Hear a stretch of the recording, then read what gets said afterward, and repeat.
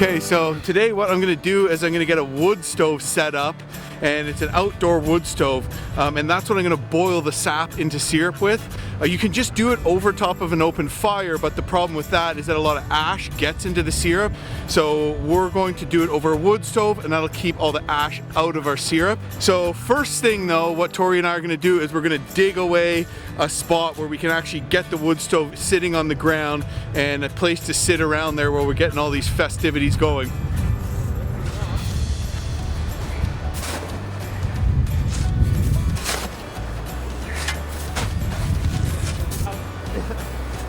All right.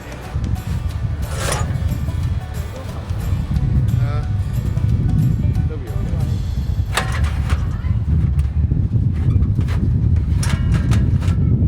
Our friends are here with their kid and they're coming to check out the operation. Hey guys! Hey, you ever told Probably better. Okay. I've never set it up before, so I just don't know. Oh, that wasn't good. I'm gonna have to.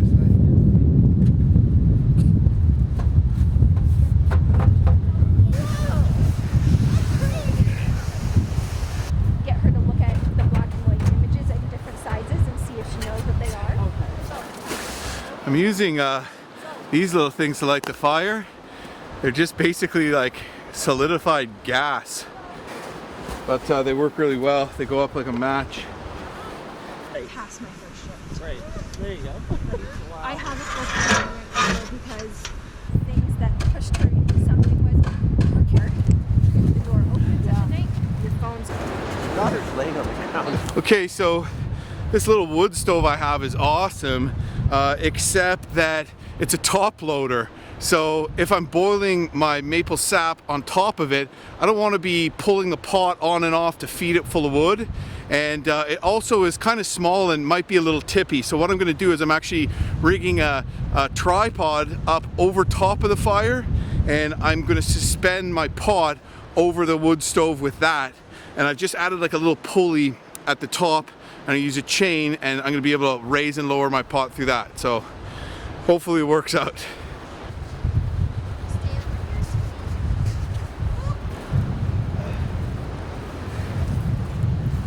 Kind of like wedge it out.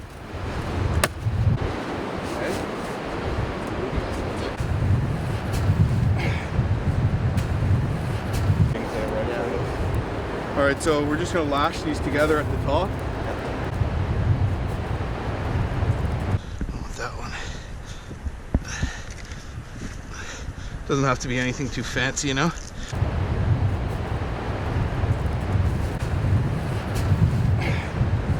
Nice. That. Try to might have to go around to this side. I want to get it so it's sort of.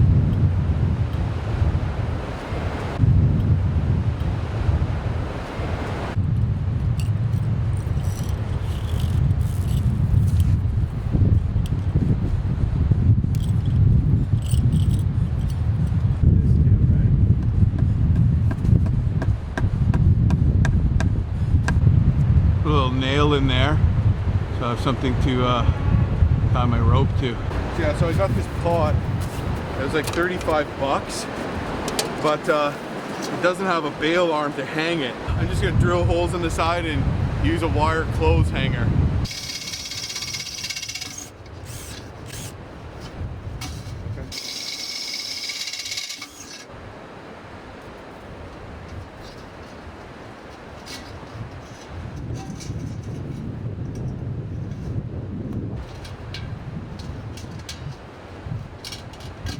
That's gonna be strong enough, eh?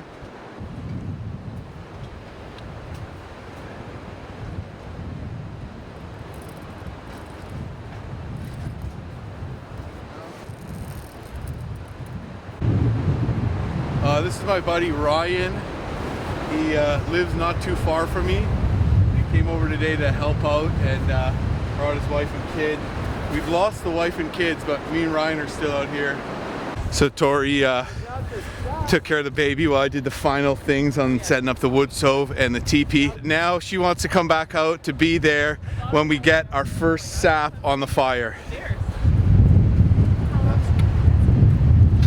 don't know. Gotta just keep, that's probably good for now.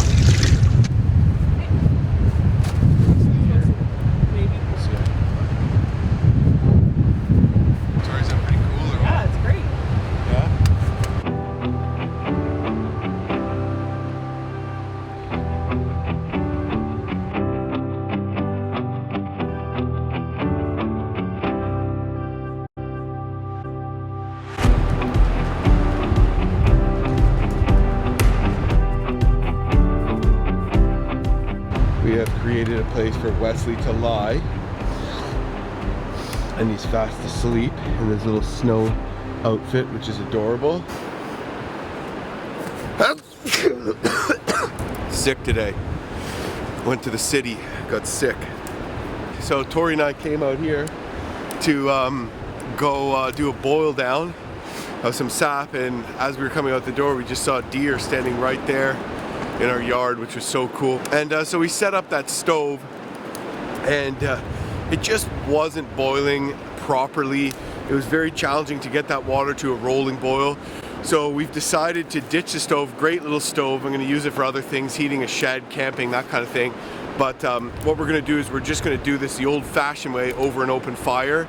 To be honest with you, the smoky flavor, the ashy flavor that can get in syrup over an open fire, if you filter it really well, it'll still taste smoky but not ashy, and it's still delicious. So what we're going to do is we're going to put a little screen over our pot just to keep some of the ash out, and we're going to put this over an open fire, which will get a lot more heat on our sap.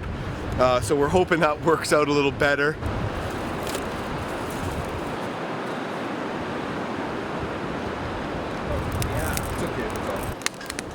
Got this screen here, can fit over the pot.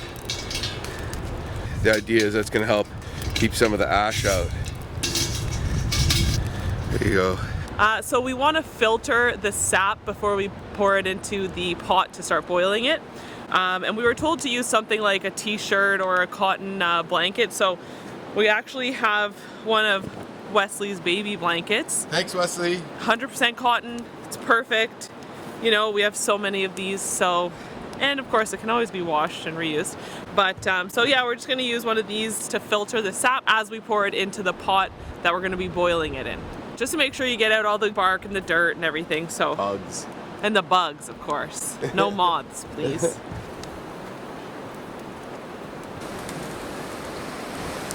Now we only want the sap to be about 2 inches deep in the pot, and then it'll boil faster, and then we can keep adding more sap as we go. Okay, here we go. Doing it the pioneer way. And this is perfect because we can control the height of the pot. If we want to take it off, we can just pull that right back up. Or when the fire burns down, we can let it go lower.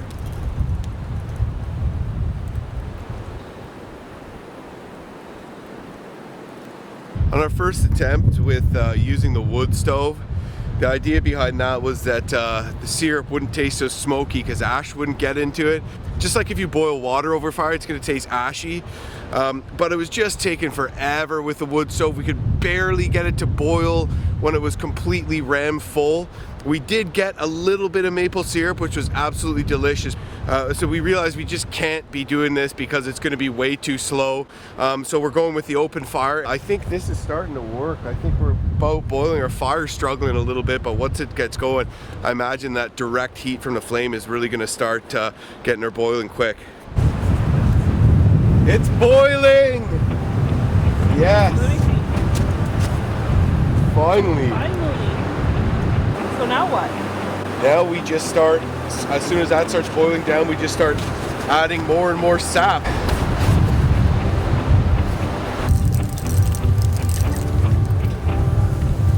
Alright. Yeah, that looks like it's boiled down pretty good. Yeah, no? so we should add some more for Yeah, sure. it's really kind of like getting to be a nice, that kind of golden brown color, right?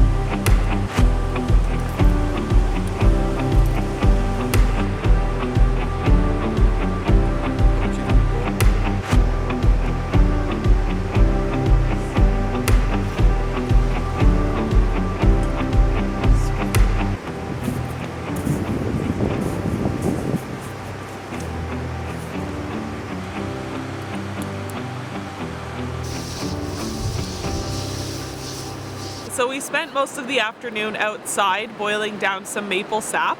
We didn't boil down as much as we were hoping to, but I think we got through at least 3 gallons.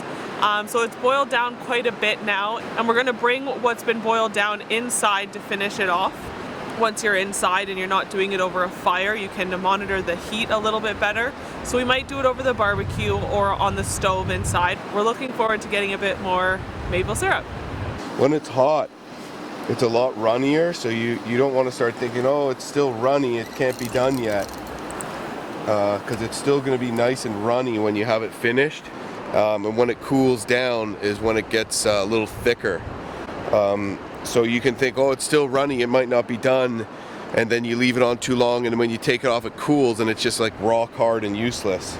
So I think I'm not going to chance it anymore over the open fire here, because there's so little in a pot, and the pot's kind of tilting to one side, and one side isn't even covered, and the kind of thin layer there is getting burnt.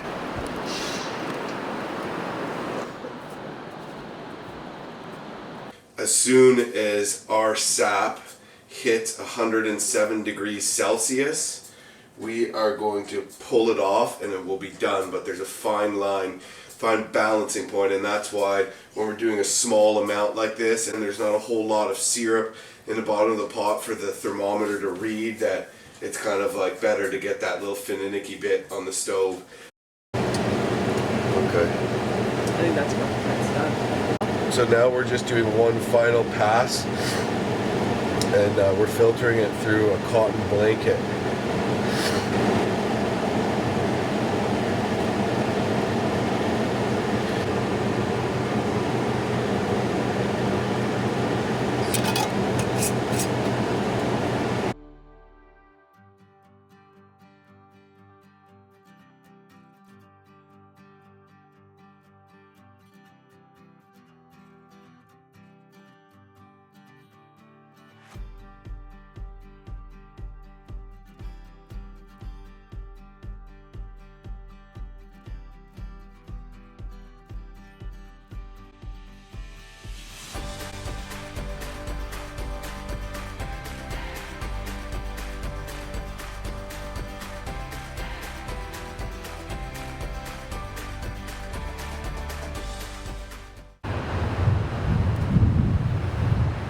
Smile at the end. I did. Jim's a micromanager.